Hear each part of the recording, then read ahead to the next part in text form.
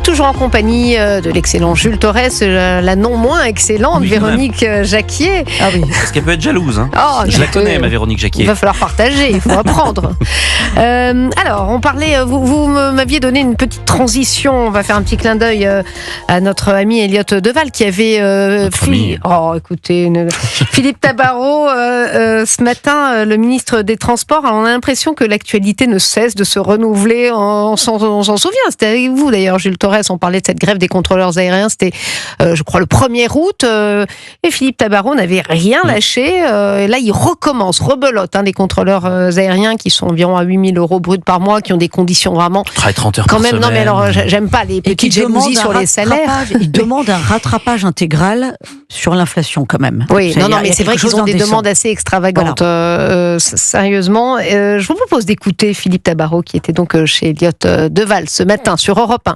Je ne céderai pas à leurs revendications qui sont certes des revendications salariales, mais également des revendications sur les réformes et la modernisation du contrôle aérien que j'appelle de mes vœux et que je souhaite mettre en place dans le cadre de mes fonctions ministérielles. Et on a l'impression que cette grève, c'est une grève de bienvenue ou une grève pour faire pression déjà sur le nouveau directeur. C'est la raison pour laquelle je ne souhaite pas céder à ces revendications, même si je crains bien sûr des nuisances pour nos usagers et pour les utilisateurs du transport aérien, comme bien sûr d'autres transports, puisque cela vient en plus du mouvement qui est annoncé le 18 septembre prochain. Philippe Tabarot ce matin dans le 11h-13h d'Elliot Deval sur Europe 1. Alors, il ne craint pas de ne pas rester, mais il y a des chances malheureusement que Philippe Tabarot ne soit plus là le 18 septembre. Le 18 septembre, il sera démissionnaire à mon avis. Mais sérieusement, on se demande. Mais voilà, mais c'est pour ça que j'aime bien en parler de cette affaire. Pour moi, l'illustration de ce qui ne fonctionne pas en France. Vous savez que dans les autres pays, c'est je m'en étouffe, privatisé, et notamment en Angleterre où ce sont, paraît-il, de pilotes, de voies de pilotes les meilleurs au monde. C'est très simple. Donc c'est vrai qu'on a toujours ce problème français. Quand les contrôleurs aériens aux États-Unis se sont mis en grève, Reagan les a tous virés. Voilà, c'est très simple. Donc bienvenue en France, ce pays où on n'a pas connu une année sans grève depuis 1947. Bien souvent, c'est l'apanage tout ça de la SNCF et des trains. Là, c'est les contrôleurs aériens. Vous avez raison, Stéphanie, de le préciser. Ils ont objectivement, c'est des métiers qui sont difficiles. C'est un petit peu indécent vu le contexte, sincèrement. C'est évidemment indécent. C'est des métiers qui sont objectivement difficiles, mais qui sont assez bien lotis. On est entre 30 et 32 heures de travail en moyenne par semaine. On a des salaires qui en moyenne sont à 8 000 €. Et je vous rappelle que la grève commence 8 à 12 000 € bruts par mois. Des vacances qui sont évidemment très correctes. Et je vous rappelle quand même que la grève à la base part parce que on a eu un accident, parce qu'il n'y avait pas assez. On a failli. Heureusement, en 2022. Il n'y avait pas assez de contrôleurs aériens. Pourquoi ? Parce que les contrôleurs aériens peuvent pointer dans leur entreprise. Pour leurs collègues. Bien sûr. On va essayer de faire ça. On va essayer de faire ça. Le problème, c'est que nous, on a des rendus d'articles. Donc ça va un peu se voir. Mais si je viens pas dans votre émission et que Véronique pointe pour moi, globalement, on entendrait qu'il n'y a pas ma voix. Donc, dans aucune entreprise, on accepterait cela et on l'accepte pour, en effet, ces contrôleurs aériens. Mais finalement, ils ont refusé d'être modernisés comme en Suède. Il y a des personnes privilégiées. J'en termine, Véronique, je vous laisse parler dans 10 secondes. Mais bienvenue dans ce pays où des gens qui sont bien lotis, pourrissent la vie de milliers, de centaines de milliers de personnes. 272 personnes qui impactent plus de 500 000. Voilà. J'avais le chiffre en tête. Véronique Jacquier. Oui, c'est assez désespérant parce qu'on voit qu'il n'y a pas de, entre guillemets, de dialogue social. C'est-à-dire que c'est tout de suite la menace de la grève. Tout de suite la menace de la grève, évidemment, au pire moment pour les usagers. On parle depuis des années dans notre pays de mettre en place ce qui existe en Italie et ça marche très bien. C'est-à-dire d'avoir une nouvelle loi où interdiction de faire grève au moment de Noël, à Pâques, pendant les grandes vacances. C'était pas dans la proposition des socialistes. Et avec obligation, mais même si c'est du privé-public, ce qu'on veut, avec obligation quand même justement de ne pas briser cette idée de continuité d'un service public, y compris pour les gens qui doivent se rendre au travail. Donc voilà, en France, effectivement, on n'arrive toujours à rien. C'est malheureusement désespérant. On arrive à prier dans les rues quand même en France. Je voulais vous faire. Alors que ça, c'est interdit en principe. Oui, mais c'est pas grave, ils ont quand même fait.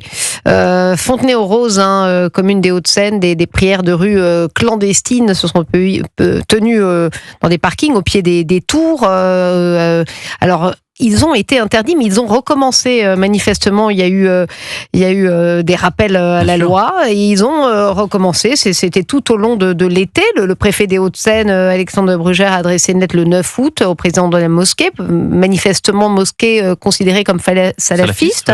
Mais ça a recommencé donc les 15 et 22 août. Alors là, Jules Torres, qu'est-ce que ça dit, ça ? Bon, déjà, ça dit beaucoup sur la démission de notre État. Ça dit beaucoup sur le fait qu'on a en France, des personnes qui ne respectent pas la loi et qui s'en félicitent. Mais moi, je vais vous dire, ça m'étonne pas des masses. Quand on a eu ce rapport sur les frères musulmans, on a vu quand même qu'il y avait beaucoup de gens dans notre pays qui respectaient pas les règles, qui respectaient pas notre pacte social. Le courant salafiste, je sais pas si tout le monde connaît, mais on est très loin de l'islam des Lumières. Donc, moi, je ne m'étonne pas parce que en France, on a quand même accueilli depuis maintenant des années une immigration qui objectivement ne respecte plus nos coutumes. Alors malheureusement, ce n'est pas étonnant, mais moi j'aimerais quand même que nos amis laïcards de la Ligue de défense de la laïcité, vous savez, ces associations qui sont très zélées pour dénoncer les crèches dans les mairies ou les processions catholiques, catholiques qui sont attaquées par les laïcards. J'aimerais vraiment qu'ils s'intéressent au sujet des prières de rue, parce que là, évidemment, c'est une entorse cruciale à la laïcité. C'est évidemment une visibilité quant à la conquête d'un territoire sur le sol de France. Et en cela, de toute façon, même politiquement, c'est absolument inacceptable. Ah oui. Oui, je te voulais rajouter. Politiquement, c'est inacceptable, mais malheureusement, on a créé aussi les conditions de tout cela. Quand vous, pendant des années, pendant 40 ans, vous accueillez chaque année 500 000 personnes qui sont issues essentiellement de la communauté arabo-musulmane et de l'immigration arabo-musulmane, et que vous leur dites, finalement, venez comme vous êtes, il y a aucun problème, il y a aucune coutume, il y a aucune règle à appliquer, on vous dit ensuite, après 40 ans, en fait, finalement, vous n'avez pas le droit de vous comporter comme vous avez envie de vous comporter. Vous n'avez pas le droit de faire ceci, vous n'avez pas le droit de faire cela. Faut pas s'étonner, que la communauté, une partie de la communauté musulmane, et en l'occurrence, les salafistes ne sont pas majoritaires, bien heureusement, chez les musulmans, ça ne nous étonne pas. Gilles Torres, on libère Véronique Jacquier qui est attendue au 2e étage. Elle est partout, Véronique Jacquier. Voilà, dans les studios sur CNews. Confrère de CNews. À bientôt, Véronique Jacquier. On termine les 2 dernières petites minutes tête à tête, mon cher Gilles Torres. C'est mon rêve. Oui, merci Véronique d'exaucer mon rêve. On est écouté. Attention. Alors évidemment, ça c'est beaucoup moins drôle aussi. C'est non pas que les premières prières de rue soient drôles, mais c'est vrai que ça commence à bien faire. On a parlé tout l'été de ces actes antisémites. Dernière en date, la commune de Neuilly-sur-Seine. Un drame a clairement été évité. Un homme a été interpellé hier après avoir menacé plusieurs passants à proximité d'une synagogue. Je vais pas vous faire le listing parce que ça serait trop long, on arriverait à 20h passé. Les arbres en hommage à Ilan Halimi coupés, des enfants expulsés d'un avion, Vueling en Espagne, d'autres refusés d'un parc d'attractions. Ça suffit. Non, mais on pourrait faire en effet la litanie des actes antisémites sur le mois d'août qui a été France Orange mécanique, si je puis dire. On utilise souvent ça sur le front de l'insécurité, on pourrait le dire également sur le front de l'antisémitisme, mais c'est j'allais dire curieux que ça intervienne aujourd'hui, sachant qu'on a une semaine où on a parlé de la responsabilité de l'État et de l'impéritie de l'État par rapport à ce sujet de l'antisémitisme. On a eu le témoignage extrêmement poignant d'Anne-Laure Abitbol, qui est la sœur d'Ilan Halimi, et qui pointait justement le fait qu'Emmanuel Macron et que le gouvernement ne faisaient pas grand-chose pour lutter contre l'antisémitisme. Ils l'ont pas bien pris, attention, des propos abjects. Ils sont montés sur leurs grands chevaux en répondant non pas à Anne-Laure Abitbol, mais à Benjamin Netanyahou et à l'ambassadeur américain qui disait finalement la même chose qu'Anne-Laure Abitbol. Mais voilà, la réalité aujourd'hui, elle est là. Les actes antisémites sont historiquement hauts. Les violences aux personnes sont extrêmement hauts. En l'occurrence, à Neuilly, ce monsieur voulait tuer des juifs. Il l'a dit absolument. Donc on n'a pas évidemment tous les ressorts, mais évidemment qu'on peut dire que c'est aussi basé par rapport à l'importation d'un conflit israélo-palestinien qui aujourd'hui met une cible faut pas être sorti quand même, être grand clair pour voir que les décisions de Benjamin Netanyahou sont pas le fait d'enfants juifs ou du pauvre monsieur qui va prier dans une synagogue à Neuilly. Sur des esprits faibles, et visiblement ce monsieur était un esprit faible.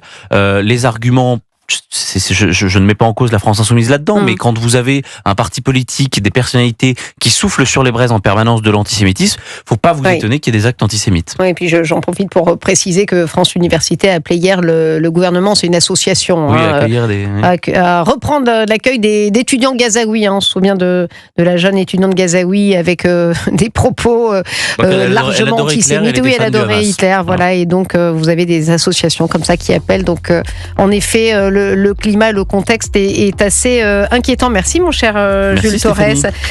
J'en profite pour faire une petite annonce avant le journal de 20h de Maëlle Laurent, de dire que la rentrée pour la grande famille d'Europe 1 avec de nouvelles émissions du lundi au vendredi de 15h à 16h. La psychologue clinicienne Marie-Estelle Dupont et Romain Desarbes libèrent la parole en soumettant les grandes questions d'actu à une analyse psychologique.